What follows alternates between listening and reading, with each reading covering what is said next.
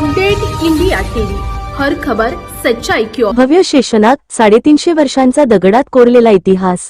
अधुऱ्या शिवालयाच्या अपूर्ण स्वप्नाची आजही साक्ष देत उभी आहेत भव्य पाषाणशिल्पे। ऐतिहासिक किल्ला, अचलेश्वर मंदिर आणि महाकाली मंदिराच्या वैभवामुळे ओळखल्या जाणाऱ्या चंद्रपूरच्या इतिहासात अनेक प्राचीन वास्तू आणि शिल्पांचा अनमोल ठेवा दडलेला आहे। याच ऐतिहासिक वारशाची साक्ष देणारा लालपेठ परिसरातील भिवापूर वॉर्ड नजीक 350 ते 400 वर्षांपूर्वीचा भव्य पाषाणशिल्प समूह आजही काळाच्या ओघात तग धरून उभा आहे। या शिल्पसमूहातील एकाच दगडातून कोरलेला विशाल शेषनाग विशेष आकर्षण ठरतो। नागाचे वेटोळे, फणा आणि देहाची ठेवण अत्यंत बारकाईने साकारण्यात आली असून प्राचीन शिल्पकारांच्या अद्भुत कौशल्याची प्रचिती या शिल्पातून येते। जुन्या ऐतिहासिक नोंदींनुसार राजा धुंड्या रामशाह यांच्या काळात धनाढ्य रायप्पा कोमटी यांनी भगवान शिवासाठी भव्य मंदिर उभारण्याचा संकल्प केला होता। मंदिरासाठी शिवलिंग, नंदी, विष्णूचे मत्स्य व कुर्मावतार यांसह विविध विशाल पाषाणमूर्ती तयार करण्यात आल्या। मात्र मंदिर पूर्ण होण्यापूर्वीच रायप्पा कोमटी यांचे निधन झाले आणि त्यांचे हे स्वप्न अधुरे राहिले। दरम्यान लालपेठमधील पाषाणशिल्पांचा समूह आणि भिवापूर परिसरातील अपूर्ण शिवालय यांची ऐतिहासिक ओळख स्वतंत्र असल्याची नोंदही महत्त्वाची आहे। अपडेट इंडिया टीव्हीच्या आढाव्यात आज मात्र हा अनमोल वारसा दुर्लक्षाच्या सावटाखाली आहे। या शिल्पांचे शास्त्रीय दस्तऐवजीकरण, संरक्षण, स्वच्छता, माहितीफलक आणि पर्यटनाच्या दृष्टीने विकास करण्याची गरज आहे। शेकडो वर्षांचा हा दगडी वारसा म्हणजे केवळ शिल्प नव्हे, तर चंद्रपूरच्या वैभवशाली इतिहासाचा जीवन दस्तऐवज आहे।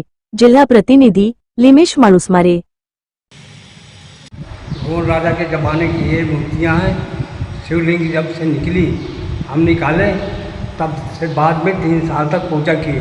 पूजा करने के बाद में दुर्गेवार और ये सब ला करके मंदिर बनवा दिए। मंदिर बनवाने के बाद में आज पूजा उसकी हो रही है। इथं असा भव्य प्राचीन काळाच्या मूर्त्या आहेत। दुरून दुरून लोक येत असतात, भाविक लोक। आणि जसं मुख्यमंत्रीची मिसेस अमृता फडणवीस बी आली आहे आणि गर्दीवर इथं काम होऊन राहिलं आहे।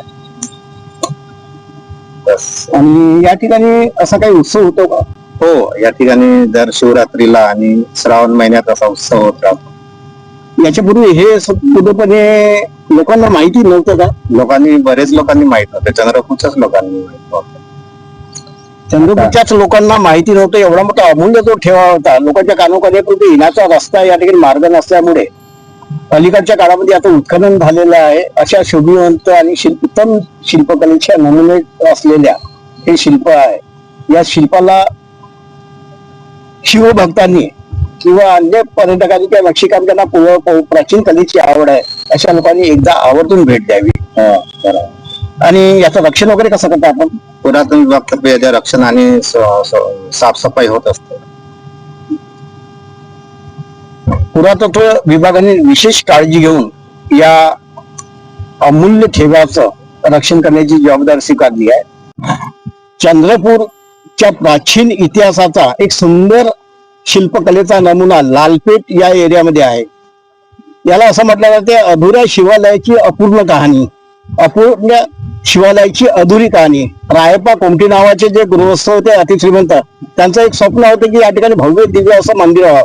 त्यांनी देश विदेशातून भारतभरातून अनेक सारे कारागीर, कौशल्य, नक्षीकाम करणारे या ठिकाणी आणले आणि प्राचीन अशा मूर्ती आपण दिसत्या त्या घडवलेल्या आहे। परंतु त्यांचं स्वप्न अपूर्णच राहिलं, कारण की हे मंदिर निर्मितीचा जो संकल्प होता तो करताना अचानक त्यांचा मृत्यू झाला। राजा रामाधुंशाह या काळातील तो प्राचीन काळ होता। गोंड राजाची या ठिकाणी राजधानी होती, ऐतिहासिक नगर आहे। असे प्राचीन शिल्प, उत्तम शिल्पकलेचा असा एक उत्तम नमुना आहे।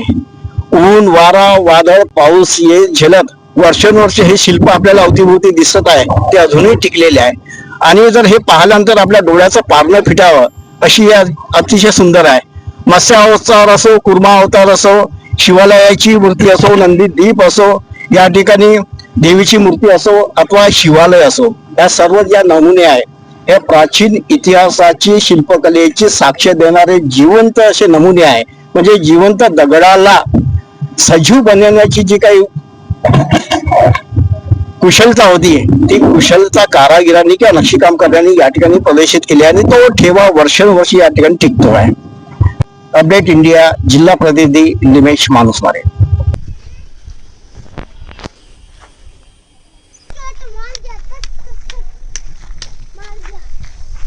आपको